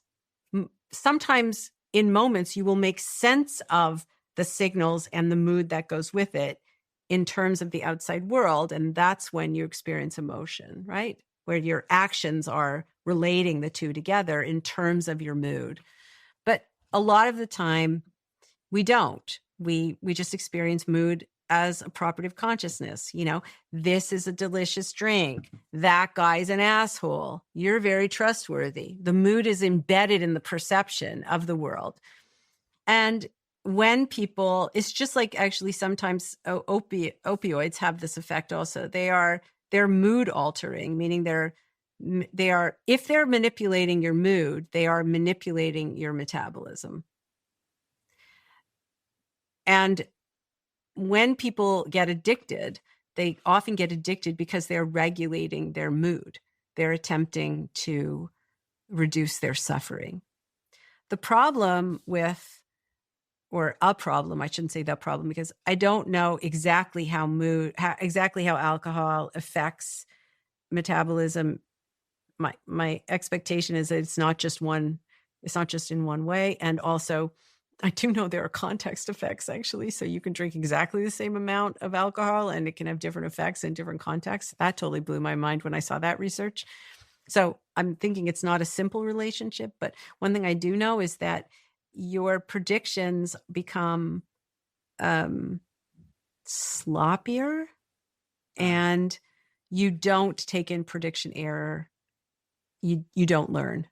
You won't update any, and your behaviors are not necessarily well calibrated to the situation that you're in, which can have all kinds of downstream difficult problems. You can make things in the downstream worse for yourself, and make it harder to do budgeting later. Isn't it incredibly annoying when you're in a rush to leave your house, but you can't find your phone or your wallet? Now, because of Apple, if you have an iPhone, you can usually track it using Find My. But until recently, the same hasn't been possible if you've lost your wallet. But that has now changed because of today's sponsor, Exter. Exter is the first of its kind. By partnering with Apple, they've created a trackable wallet so that if you ever lose yours, you can find it within seconds. And this is it.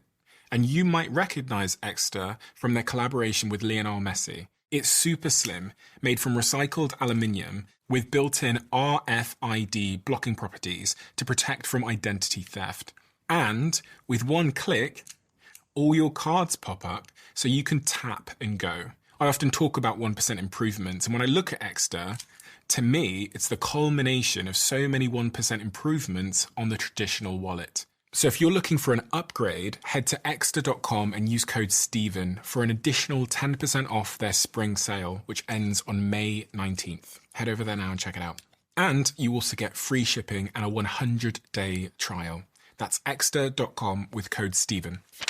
I wanted to ask you about something I heard you say, and I've actually had other guests on my podcast say it, and I wasn't ever sure if it was true until I heard you say it, which is that we can change our emotions by smiling.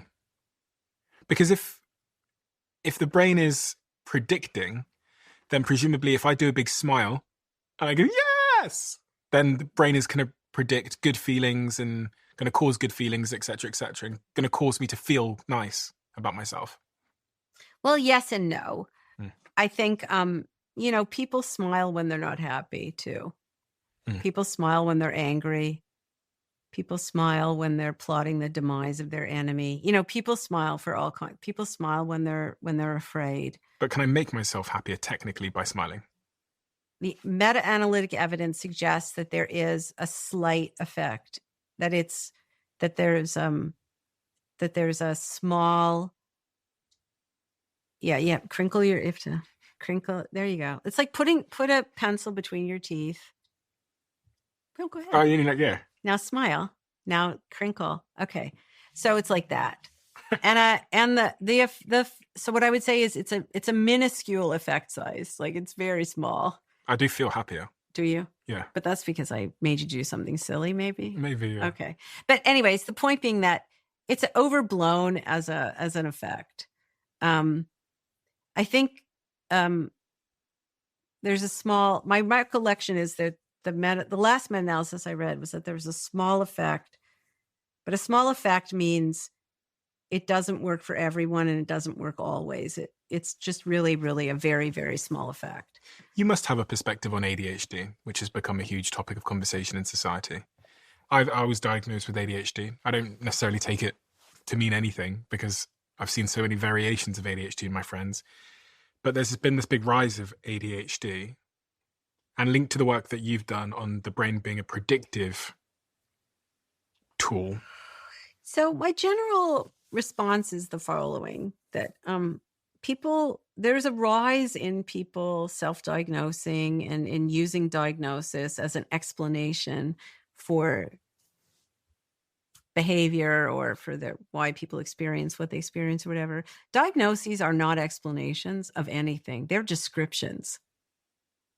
They don't explain anything. And to treat a diagnosis like it's an explanation is a form of essentializing, which is not a good thing. Okay. It means that you're assuming that there's some kind of underlying, unchanging essence, which is responsible for, in fact, there is something called psychological essentialism where you don't even know what the essence is. You just assume it's there and that it's the cause of all these symptoms. But a diagnosis is just a description of symptoms. And diagnoses are mostly useful for billing hours of treatment. They're not optimized for describing pockets of behavior that are, or collections of behavior that tend to go together. Because people sometimes think that serotonin and dopamine are the reason why someone has ADHD. That's like one of the theories that I've... So there are multiple serotonin receptors. There are multiple dopamine receptors. They don't all do the same thing. Serotonin doesn't do one thing. Dopamine doesn't do one thing, does different things in different places in the body and the brain, depending on what the receptors are. And also, every resource of resilience and every symptom of difficulty has a context to it. There are requirements, the way our society is structured, there are requirements for sitting and paying attention to something for long periods of time. Mm-hmm. And that requirement is hidden in the background. It's there so frequently that we forget that that's the condition upon which diagnoses are made. So first of all, ADHD is not one set of symptoms. It's a variety. There's a lot of variation in the way that you can have different symptom profiles and have the same diagnosis because it's just descriptive and there are lots of symptoms. Some of those symptoms also they overlap with other syndromes, other diagnostic clusters. But the point is that when you diagnose someone, it makes it sound like that's a property of that person. Yeah. But it's not. It's a property of a person in the context that they're in. And social expectation by many respects, like can he pay attention in school? Well, right. And the way that school is organized is, you sit for long periods of time. Well, it may be that there are other circumstances in which not holding your attention on one thing for a long period of time could be advantageous. So my point is that there are very few things that are just categorically good or categorically bad. There's always a hidden condition. Sure. There's always a hidden context. And so I think it's really important to foreground that context. You're not broken. You're just, your suitability to a certain context has been deemed to be doesn't fit. It's not productive for that context. And that may sound like weasel words, or it may sound, but it's not, because it's important that competencies are by context. And again, I would say this is not, being a bleeding heart, progressive or whatever. I mean, I am a bleeding heart progressive, but this is not an example of that. This is an example of me being pragmatic. You can regulate each other, something you talked about earlier on, which I found really, really interesting. I was reading about a study of 25,000 people, and they found that people having a heart attack were 14% more likely to survive if they were married. But the other thing that I found interesting is that we regulate each other with words. And I think you did a study on assessing the power of words to facilitate emotion. It was a study you co-authored. Well, we've studied the power of words in many contexts, including words as invitations to make sense of, so if an instance of emotion is you making meaning of what is going on inside your body in relation to the world, then you invite people, every time you use an emotion word, you invite people to make meaning in that way. So you've proven then that certain words can calm us down. Well, yes, but I wouldn't say I've proven anything. Scientists don't, shown, demonstrated. Yeah, demonstrated in a context, right? Like scientists don't like the F word, the fact. I like the other F word, but that fact. That's a tough one because it means something that holds under all circumstances in all contexts, and that's very rarely the case. So, but yes, we have. So if you've done it probably a million times, you text things to people, do you not? Yeah. Yeah. And when you text a couple of words to your partner or your friend, you can change their heart rate. You change their breathing rate. You can change all kinds of chemicals, all kinds of protein synthesis just with a couple of words. Again, we live in free speech is important. Freedoms are important, but freedoms come with responsibilities. Like it or not, we regulate each other's nervous systems in all kinds of ways, including with words. And for better or for worse. For better or for worse. Exactly. And so you've really made me think differently about stress as well, generally, because if I think about my life through the lens of this metabolic budget and stress is a burden to this budget, then if I don't limit my stress, I'm much more likely to go over budget. And if I go over budget, my immune system might be the thing that I cut the costs of, or something else. Right. I mean, there's good stress. You can't be without stress. That would mean you'd be without effort. So, sometimes scientists will talk about good stress and bad stress, which really just means stress that is planned and where you replenish what you spend, and stress that is pernicious and you don't. Chronic stress. Chronic stress or, So what I would say is just, if you're in a stressful meeting, a meeting where it's affecting your mood, that means there's been some metabolic impact. Take into account what that means.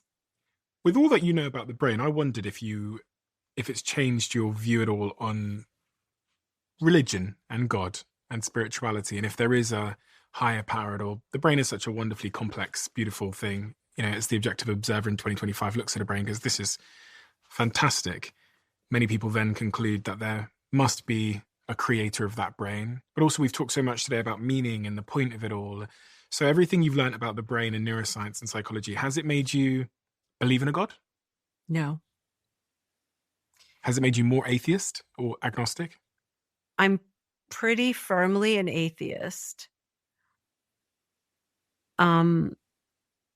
I don't think that the wondrous complexity of nature or the brain or the nervous system requires a designer. And that logic doesn't make sense to me. So this is obviously a terrible leap, but do you therefore think that there's no inherent meaning to life outside of, the like reproduction and... I'm just reading for the second time this book. It's called Open Socrates. Okay. And it's a really wonderful book. And I've learned a lot about Socratic philosophy that I didn't know.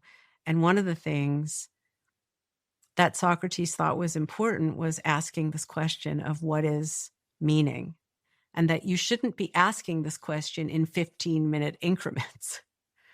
You should be really asking this question about the expanse of your life. And so I think, if anything, being a scientist who studies how a brain in constant conversation with a body and the other brains and bodies in our world, and even the physical nature of our world, how that creates lots of different kinds of minds, including our very Western mind. That makes me think more about the importance of philosophy, actually, because I think philosophy is asking the same kinds of questions that religious belief tries to answer. And for me, that's a better path. I think it's a more comfortable path. I've often been asking questions like this my whole life, actually. So it makes me feel more like, what's the point? Like, what is the ultimate point? I think the answer for me, the ultimate point, is to leave the world a little better than I found it. It's like the Johnny Appleseed, philosophy. Like as a scientist, scientists often, a lot of us, we don't do what we do for money. Money's not bad, but we don't do what we do for money. We do it for other motivations, right? To know, to be curious, to try to discover things. And at some point we start to think about, well, what's your legacy, right? Most of us are not Darwin. We're not William James. We're not, Heisenberg. We're not, most of us are not those people. So what's your legacy? And in the end, I realized that I've published a lot of peer review papers. When people introduce me, they give some kind of about my citation, people, whatever. Dr. Lisa is one of the most influential figures in the field of emotion, neuroscience, and the nature of the brain. She is among the top 0.1% cited scientists in the world for her revolutionary research in psychology and neuroscience. Yeah, that's all nice, super nice. But actually, my legacy is really the people who I've trained, the minds that I've had the opportunity to engage with. And if I were going to be bean counting, I might be bean counting the number of laboratories that now exist that didn't exist before. Several generations of scientists who I trained, or who and also who trained me, along the way. So that's my legacy in some ways, really. It's the people and the ideas. And I would like to think, just to wrap up to where we started, when I used to do a lot of classroom teaching, I would feel like what I told myself is, if I can change the trajectory, the outcomes of just one person in this class, just one, then I will have done my job, and I kind of feel that way a little bit, sort of the same about the public face of what I'm doing, right? The public science education. If I can help, if something that I've learned or something I've communicated can help somebody else live a more intentional life of with agency, where they're choosing and they're impacting their loved ones or their children, then I've done my job. That's my legacy. And the hard thing about that kind of a legacy of ideas impacting people's lives, is that you don't ever know what your impact is. But that's part of the deal. We have a closing tradition on this podcast where the last guest leaves a question for the next guest, not knowing who they're leaving it for. Question is, how to live a life without attaining anything. I have some context on this person. They are a black belt Shaolin monk. So they talk a lot about identity being sure, and living without encumbrances and attachments and so on, right? It sounds like a very Buddhist question. Yeah, The problem is that I think even a Buddhist attains something. They attain enlightenment. So they don't have attachments necessarily. They don't have wealth. They don't have power. But they attain something. They attain enlightenment. They attain tranquility. How about then how to live life without your identity making you unhappy? Well, I think it's important to remember that you don't really have an identity that is separate from the moment that you're in. It's not like there's an essence to you. And what I would say is that everything you experience, everything you do is a combination of the remembered past and the sensory present.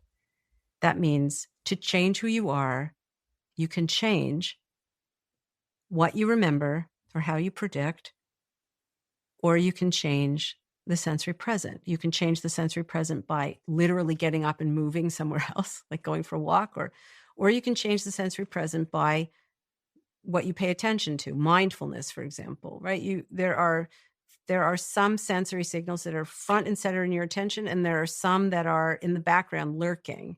For example, right now you're not paying attention to some sensory signals, but the minute that I say them, point them out, you will be, like the pressure of the chair against your back and your legs. Now they're in the forefront of your attention because I just mentioned them.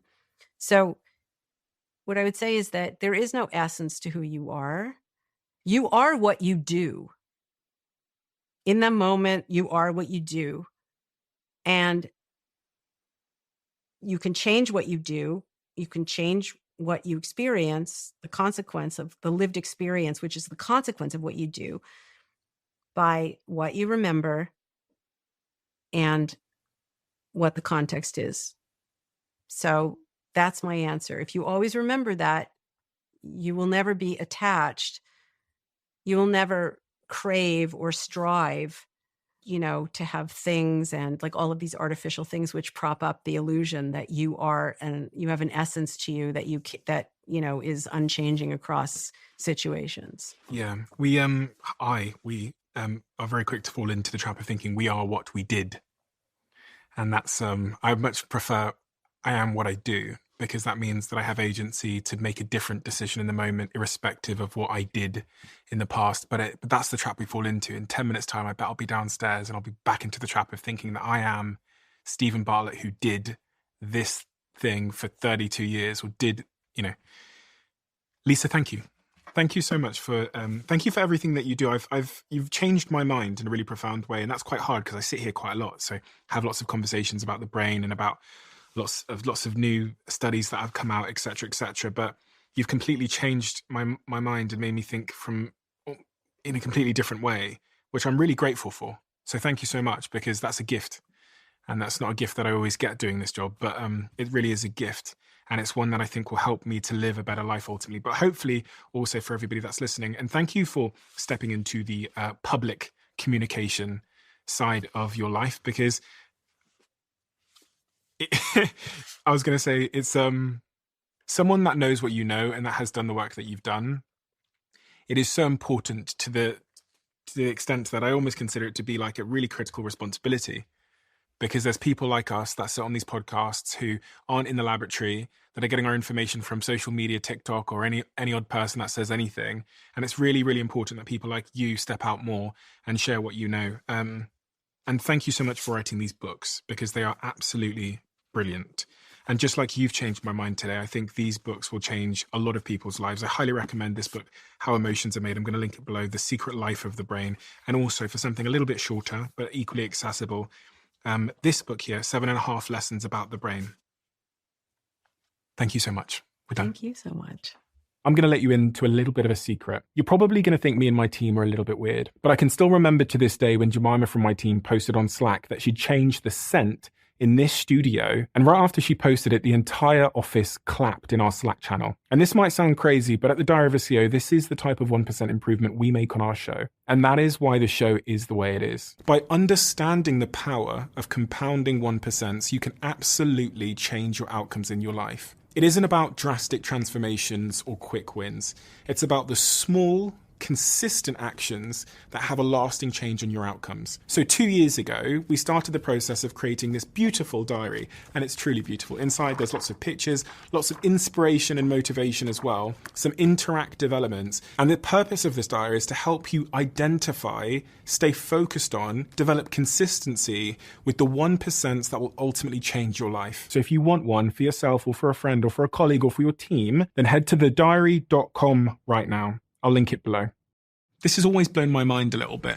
53% of you that listen to this show regularly haven't yet subscribed to the show.